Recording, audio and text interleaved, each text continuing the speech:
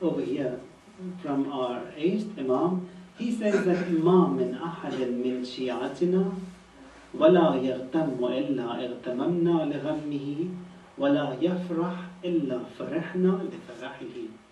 Imam says that there is no Shia, that is from among our Shias, there is no Shias who is grieved, but that we are also grieved with him.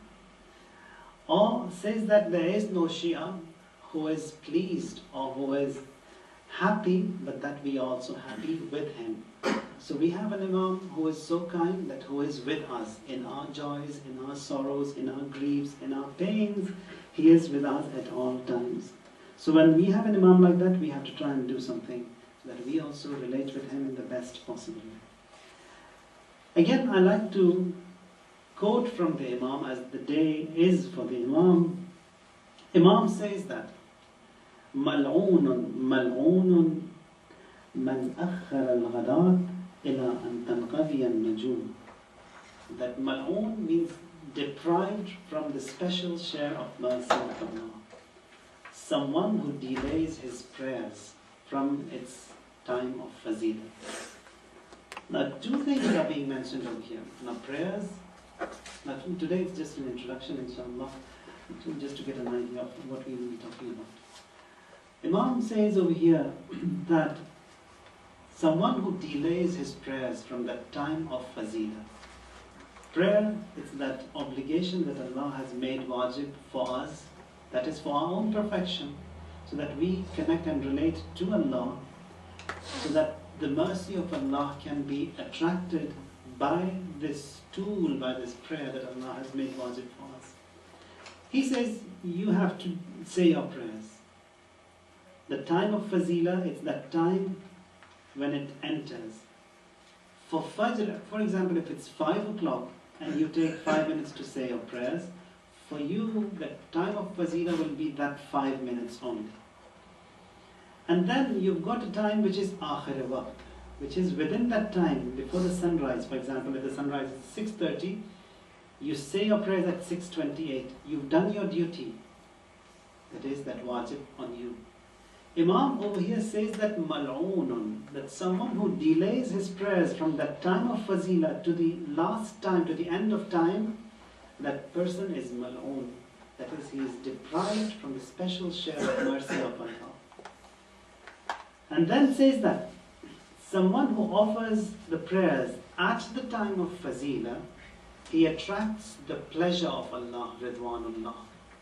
And someone who delays it to the end of time, that is akhir waqt, that person, he will be forgiven by Allah. Again, he has attracted the forgiveness of Allah.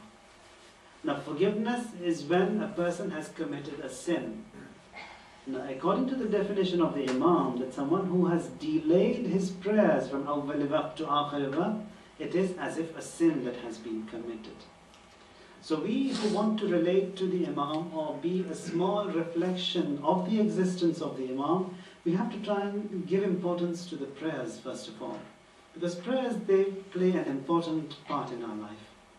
The more importance we give to prayers, it means that the more love and more devotion we have to the existence of Allah.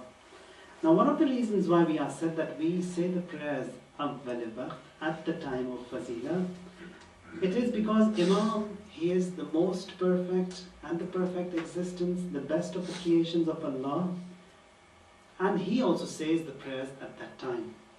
When he says his prayers awwal waqt, no doubt his prayers are always accepted.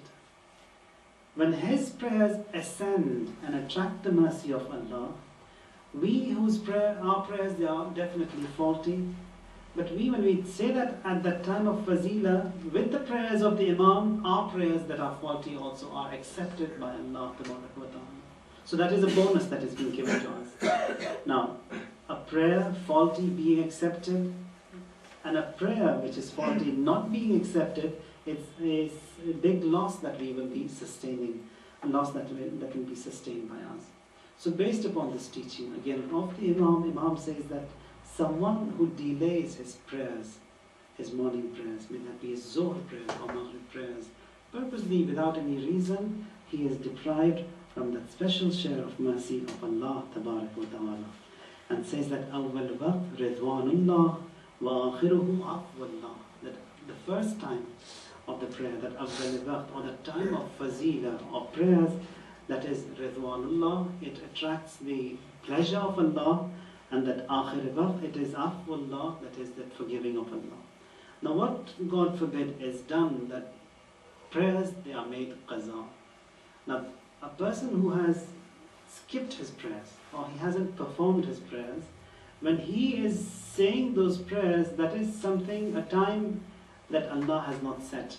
Allah has set a time, 5 to 6:30, for example. There is prayers to be done over there. If you do it at that 5, it will attract the rizwan of Allah. If you delay it, at least it's afwallah. That again, that forgiveness of Allah will be attracted. But someone who doesn't do it in that time frame and does it later on, it's neither that rizwan Allah or nor that afwallah, but it's something which he himself has come up with.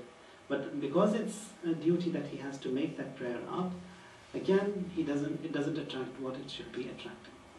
So, prayers, a lot of importance should be given, and as this teaching that we have from the Imam, that do it at the time of fazila.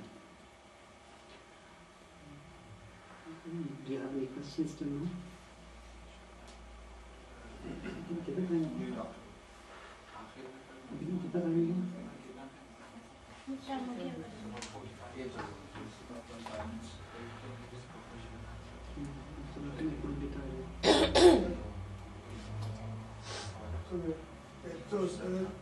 Now we'll open a question and answer session. If anybody has a question, just raise your hands and just speak out, and we'll sure both of us will try the best to answer your questions. There are some riwayat says that at the end of the days when Imam Hujjah would come, it says that he's gonna torture Umar and Abu Bakr, and then he's gonna get them out of the graves and get them so hard. What do you think about this?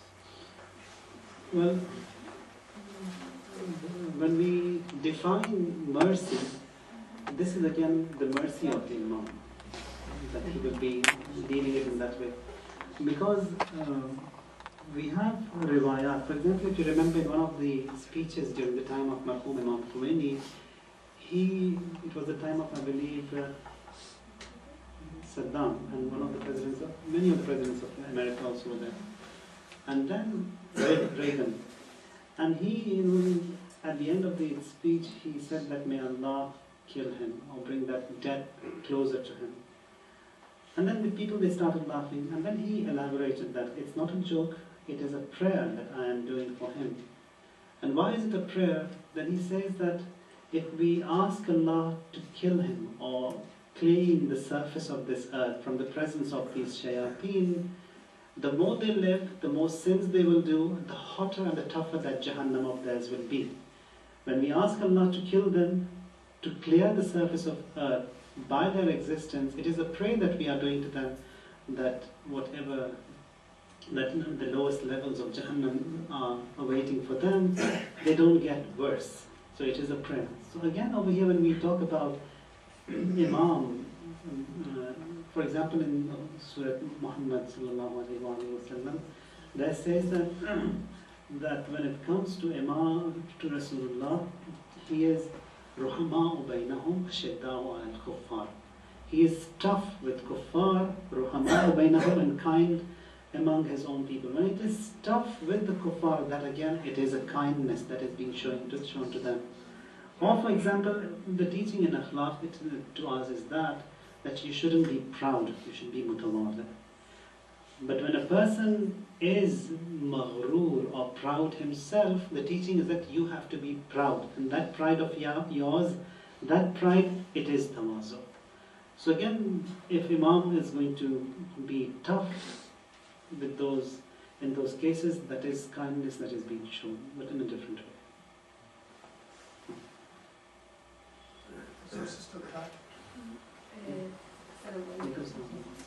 Well, I have not too much time in the religion, But when I say